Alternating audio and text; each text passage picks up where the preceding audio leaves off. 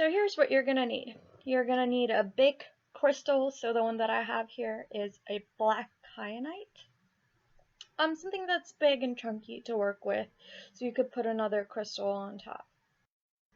And a smaller crystal, this one is a tumbled piece of amethyst. I believe it was $1, and the kyanite was about $5. You have to make sure that it fits on top of the kyanite, of course.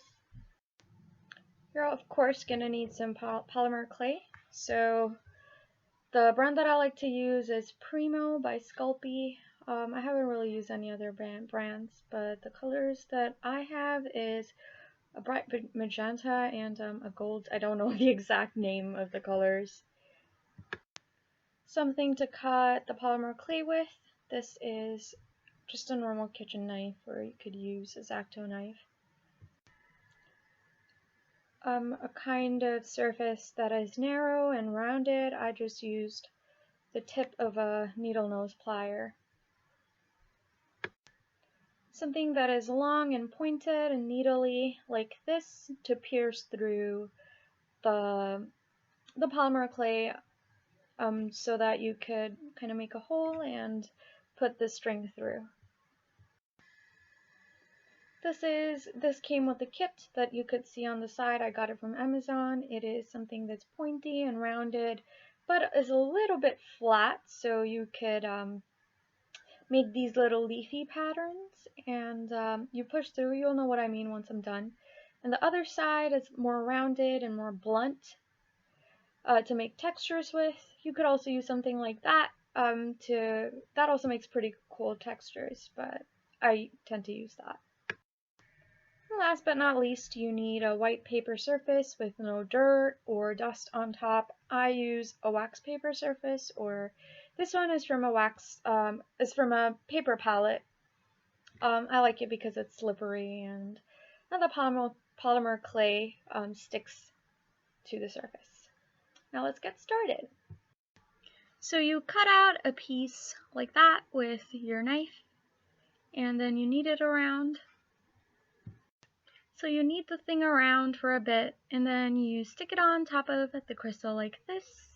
This is what makes the base.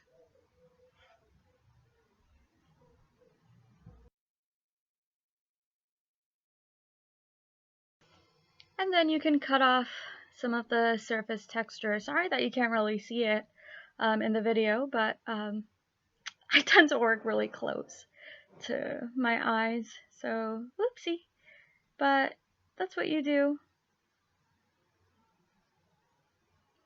Gotta make sure the surface is flat. You could really do anything for that. And then you use a knife to kind of flatten out some of the pieces that are pinched out on the surface like that.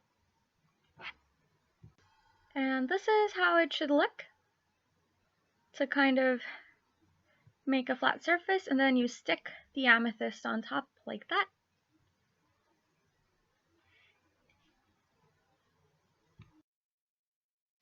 And then you cut out some more polymer clay, and then this is the super fun part. I really love doing this. You just roll and roll and roll till you get some smooth cylindrical shapes. This is what you use to kind of put the crystal on top, as it won't just like stick.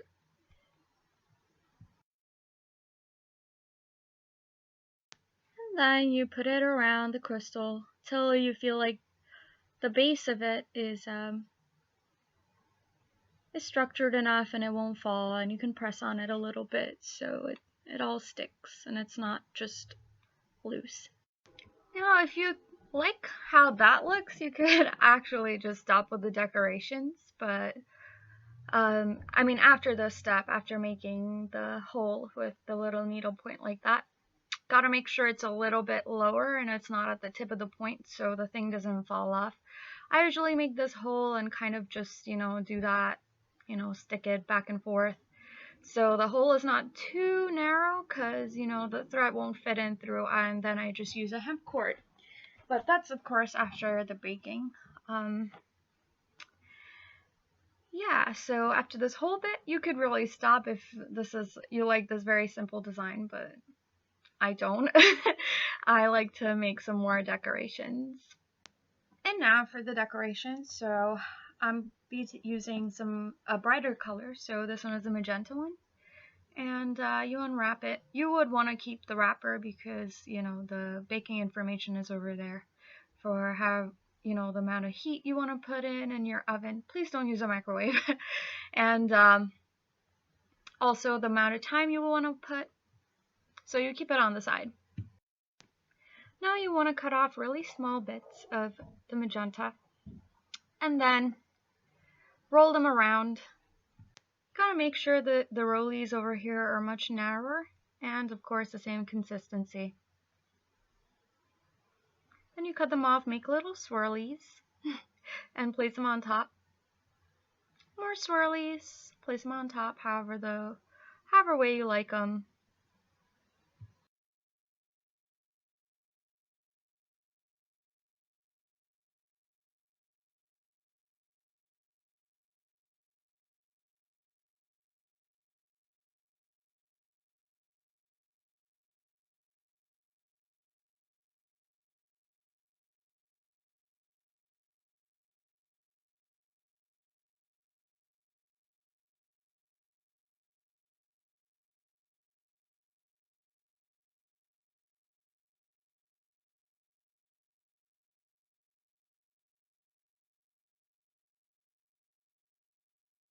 And then you pinch little pieces and kind of roll them around, make little dotties.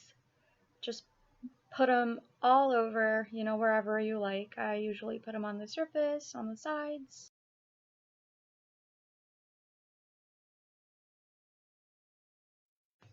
And then this is another super fun part. You take your needle nose pliers and you stick them through the center of those dots. Like that. I'm sorry that you can't really see much of it, but you just stick them through so that it makes little holes in the circles, and they kind of flatten out too, but I find that little decoration thing to be super neat. It kind of makes it look like tentacles. Then I also like to put it on the sides, like even the smoother parts, to make dots around it.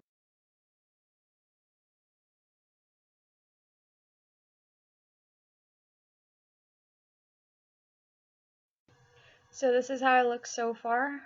Or I believe I am making the leaf patterns right now. Oops. And so what you do is you make a big ball and then you kind of pinch off one side so it makes a little bit of a teardrop shape. And then you stick it on any of the sides. I think I am sticking it onto the side over there. You probably cannot see it because, you know, I work very close to my face, but that is what you do. So you're gonna make a few more of these until however many you like is on there. And now we get into another fun part. You take that thing again. I guess I am showing you how the surface of that thingy looks, just so that you could have a better idea of the tool that you would need. Then what you do is you press onto them and kind of roll them a little from side to side, very, very gently, so they look like little pressed on leaves. I really like doing this texture thingy because it looks really cute. And now we're just gonna fast forward to the points where I'm putting a lot more decorations, and you pretty much know how to do them, so I don't want to waste your time.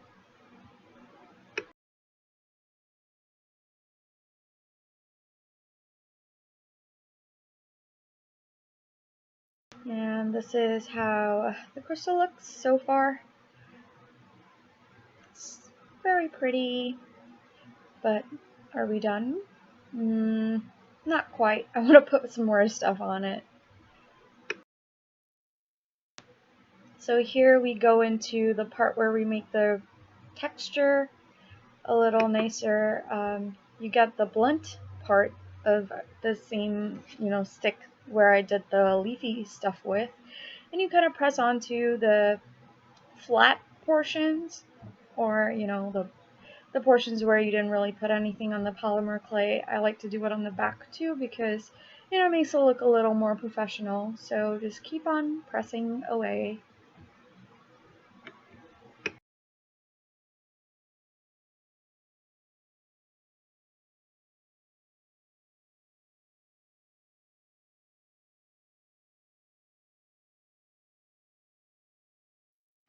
That is how the texture should be looking. You could make it more consistent. I just kind of, follow whatever I want to do. I'm not very, I'm not very precise with what I do.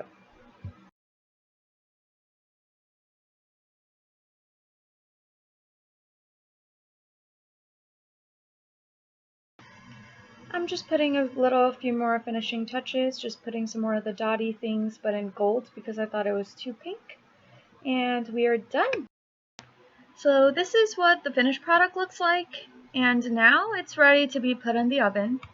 I don't pre-bake my oven or anything. I just put it on a ceramic plate, and then I just kind of put it for about, I think I put it to 300 degrees Celsius. You can get the baking instructions as usual on the packet.